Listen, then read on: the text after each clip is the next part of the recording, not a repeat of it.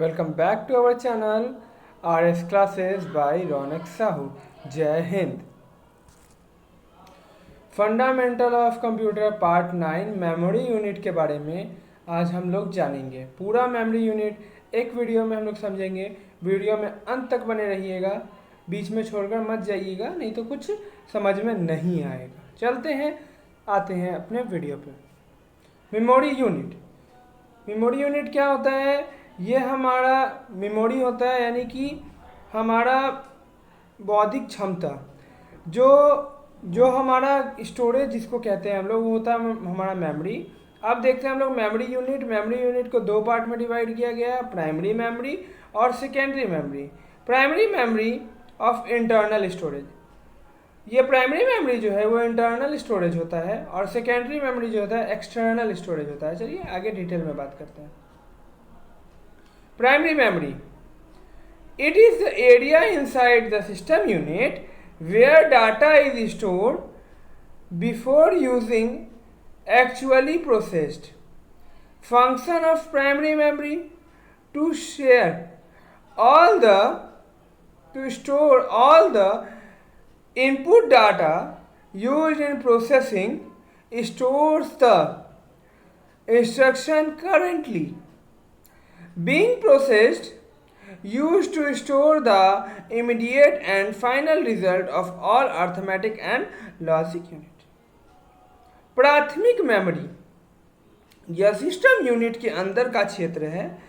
यहाँ डेटा को पहले संग्रहित किया जाता है, यानी कि स्टोर किया जाता है, वास्तव में संसाधित किया जा रहा है।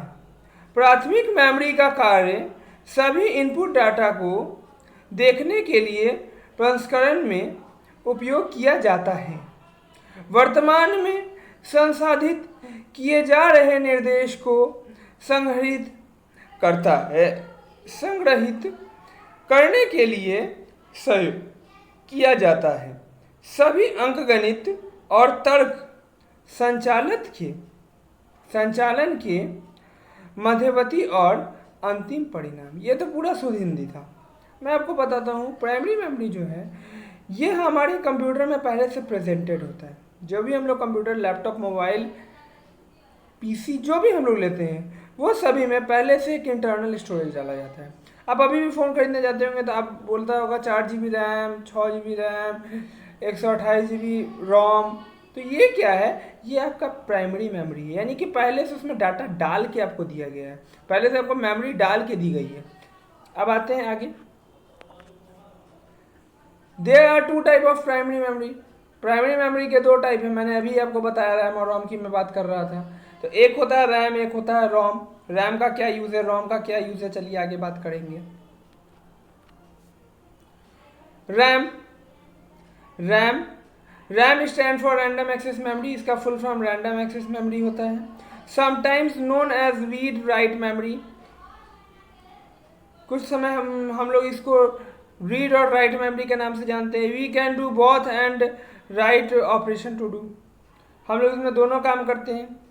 The storage of data inside the primary memory is temporary, it disappear as soon the power is switch off, so it is called a volatile memory. ये एक ऐसा मेमोरी होता है जो कि हम लोग को किसी भी एप्लीकेशन को रन कराने में काम आता है। जैसे जितना अच्छा हमारा रैम होगा उतना ज़्यादा हाई पावर का हम लोग गेम या फिर एप्लीकेशंस को चला पाएंगे। जैसे बच्चों, मैं आज का एग्जांपल लेता हूँ। जैसे अभी हम लोग पबजी या फ्री फायर आप लोग खेलते हैं, बहुत ज़्यादा इंटरेस्टेड हैं पबजी या फ्री फायर खेलने में। तो वो जो आप गेम खेलते हैं 1-1 GB 1.5 GB का वो गेम होता है। तो वो कैसे, वो छोटा मोबाइल में तो चलेगा नहीं, कम रैम वाले फ़ोन में चलेगा ही नहीं, यानी कि लैग करेगा। तो लैगिंग से बचाता है हमारा रैम। चलिए चलते हैं हम लोग आगे। अब प्राइमरी मेमोरी का दूसरा part ROM stand for read only memory. ROM का क्या फुल फॉर्म हो गया? Read only memory. In ROM data is permanently written at the time of its manufacturing. From this type of memory information can be read only without any written permission. In ROM, permanent data and program are stored. ROM stores some standard processing programs supplied by the manufacturers to operate the personal computer. ROM क्या है? तो ROM जो हमारा अस्थायी रूप से रखने वाला स्टोरेज प्रणाली है, स्टोरेज सिस्टम है, जो कि हम लोग के किसी भी चीज़ को अस्थायी रूप से रखेगा। ROM क्या था? जो टेम्पोररी अस्थायी रूप से रखता है, ये परमानेंटली रखता है, यानी कोई भी चीज़ यहाँ से डिलीट नहीं होगा। जब हम लोग एक बार डाल दिए हैं, जब तक हम नहीं चाहेंगे तब डिलीट नहीं होगा। ये लिमिटेड होता है, यानी कि हमारे कंप्यूटर लैपटॉप में जितना डाल के दिया गया उतना ही इसमें होता है। इसको हम लोग एक्सटेंड कर सकते हैं एक्सटर्नल मेमोरी लगाकर। चलिए आगे बात करते हैं। हमारा आ गया सेकेंडरी मेमोरी, जो कि प्राइमरी मेमोरी के बाद हमने सेकेंडरी मेमोरी पढ़ा था। ये हमारा एक्सटर्नल मेमोरी होता है। Due to the limitation of size in main memory in CPU, some external storage devices are required to store the mass of information as the main memory. The capacity of storage device are high generally at the high amount of data stored in secondary storage device.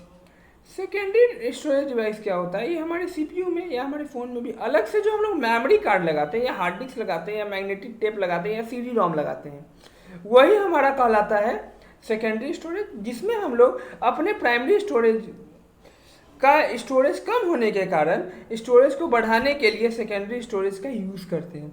चलिए अब चलते हैं आगे। Some popular secondary storage devices है, यानी कि कुछ popular storage devices हम लोग क्या क्या जानते हैं? फ्लॉपी डिस्क, हार्ड डिस्क का तो आप लोग नाम सुने ही होंगे। सीडी रोम, सीडी जो आता है सीडी, मैग्नेटिक टेप एक्सेट्रा, यानी कि मेमोरी कार्ड, पेन ड्राइव, बहुत कुछ इसमें आ सकता है। चलिए अब एक एक करके हम लोग इस चारों के बारे में जान जाते हैं। Floppy disk, it is removable storage disk use for storing data. User can read and write into this memory. We can use a floppy disk to store and move data easily from one PC to another. Floppy disk यह data store करने के लिए उपयोग की जाने वाली removable storage disc है। उपयोगिता कर सकते हैं इस स्मृति में पढ़े और लिखें, यानी कि इसमें हम लोग पढ़ भी सकते हैं और लिख भी सकते हैं, यानी कुछ ऐड भी कर सकते हैं, कुछ रिमूव भी कर सकते हैं। ये हमारे पीसी और अदर सिस्टम्स में काम करता है। अब आते हैं हार्ड डिस्क एचडी, जो हम लोग अभी भी यूज कर रहे हैं। Hard disk is random access memory. The user can store data and information permanent form. इसमें भी हम लोग जो है वो परमानेंट फॉर्म में अपने डाटा को, स्टोरेज को रख सकते हैं। परमानेंट होता है ये भी। ये इसका वेरिएंट आता है 256 GB, 1 TB, इस तरह करके इसका वेरिएंट आता है। ठीक है, चलते हैं आगे। CD ROM, CD is known as compact disk. ये बहुत ज़्यादा पॉपुलर चीज़ है, ये रोम कहलाता है। User can read data from this memory. User इससे डाटा को रीड कर सकता है। और ये जो है, पहले के समय में लोग कैसेट का नाम सुने होंगे, कैसेट्स या फिर सीडीज, जो चमकीले पोर्शंस का होता था, गोल, बीच में होल होता था और चमकीला होता था, वही आपका सीडी कहलाता है। ठीक है, तो आगे चलते हैं हम लोग नेक्स्ट स्लाइड पे। Magnetic tape, it is also serial access memory. ये भी एक एक्सेस मेमोरी है। इसमें भी राइट और रिटर्न और रीड और राइट दोनों का काम होता है। और अब आप कहेंगे कि सर ये कैसा होता था? तो देखिए, ये कुछ इस तरह होता था, इस शेप का होता था। इसमें बीच में 2 होल हुआ करते थे और साइड से एक मैग्नेटिक टेप, एक टेप जैसा, रील जैसा हुआ करता था। उस रील को खींचा जाता था, वही रील उसमें रन होता था जब इसका प्लेयर होता था। अब ये सब सिस्टम जो आउटडेटेड हो चुका है, ये सिस्टम अब नहीं रहा।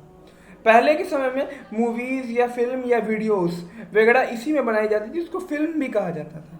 ठीक है, आज की वीडियो में इतना ही। Thanks for watching. मिलते हैं हम लोग नेक्स्ट वीडियो में, यानी कि पार्ट 10 में। उसमें हम लोग बात करेंगे सॉफ्टवेयर और हार्डवेयर के बारे में। बहुत महत्वपूर्ण टॉपिक है, आप लोग नेक्स्ट वीडियो ज़रूर देखेंगे। और ये वीडियो अगर आप लोग को पसंद आया हो, अभी तक मैंने जितना भी वीडियो बनाया है सभी का डिस्क्रिप्शन में लिंक मैंने डाल रखा है, आप लोग उसको देखें। हमारा टेलीग्राम चैनल जो है उसको भी लाइक सब्सक्राइब कर दें। और अगर आपको हमारा वीडियो अच्छा लगता हो तो बहुत मेहनत लगती है वीडियो बनाने में, आप ये इस बात को जानते हैं, तो थोड़ा सा लाइक और सब्सक्राइब जरूर से ज़रूर कर दें। मैंने अभी तक कभी नहीं बोला आप लोग को, लेकिन आज पहली बार बोल रहा हूँ कि please like and subscribe my channel and comment also for next regarding videos. Okay, thanks for your concern, thanks for watching. मिलते हैं नेक्स्ट वीडियो में, जब तक के लिए जय हिंद।